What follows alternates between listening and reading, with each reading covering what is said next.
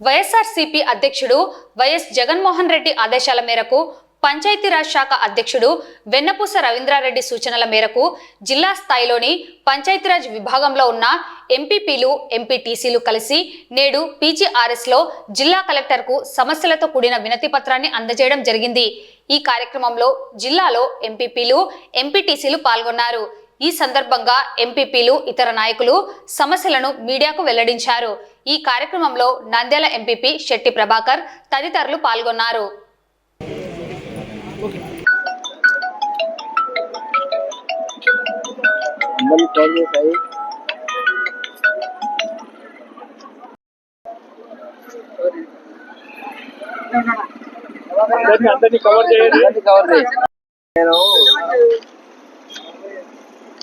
తక్కువ ఉండదు కాబట్టి ముందర కనపడతారు అందరు।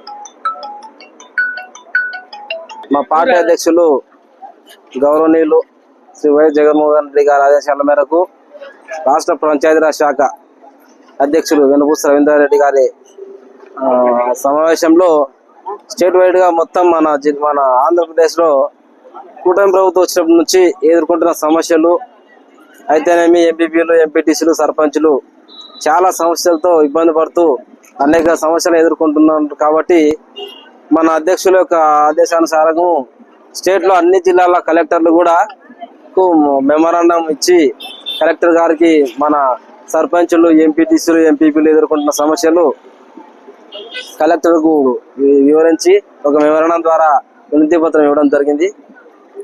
ఈ వినతి పత్రం ద్వారా ప్రభుత్వం స్పందించి ఖచ్చితంగా మా ఆంక్షలకు ఖచ్చితంగా కొంచెమైనా న్యాయం చేస్తారని కోరుతూ ఈ సందర్భంగా మా రాష్ట్ర వైఎస్ఆర్సీపీ ఎంపీపీలు సర్పంచులు ఎంపీటీసీలు అందరూ కూడా కలెక్టర్ కార్యాలయానికి వచ్చి కలెక్టర్ గారికి వినతి పత్రం ఇవ్వడం జరిగింది।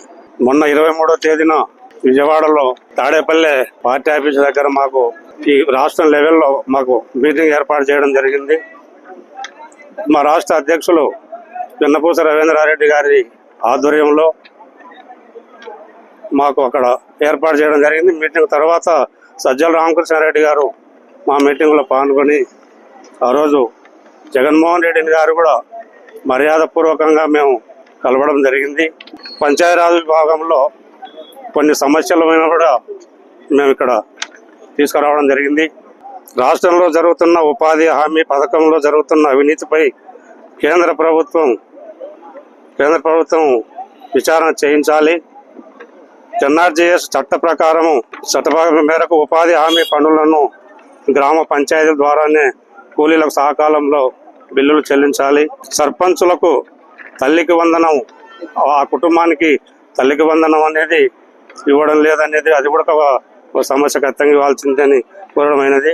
కేంద్రం విడుదల చేసిన 15వ ఫైనాన్స్ కమిషన్ విడుదల చేసిన నిధులను 1150 కోట్లు స్థానిక సంస్థలకు తక్షణమే జమ చేయాలని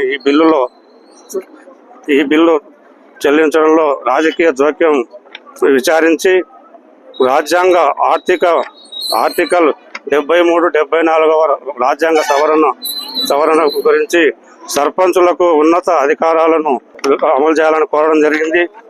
జీవో నంబరు 11 రద్దు చేసి గాలిలో ఉన్న 1350 మంది పంచాయత్ సెక్రటరీలకు పోస్టింగులు ఇచ్చి ఉన్న జీతాలను విడుదల చేయాలని కోరడం జరిగింది।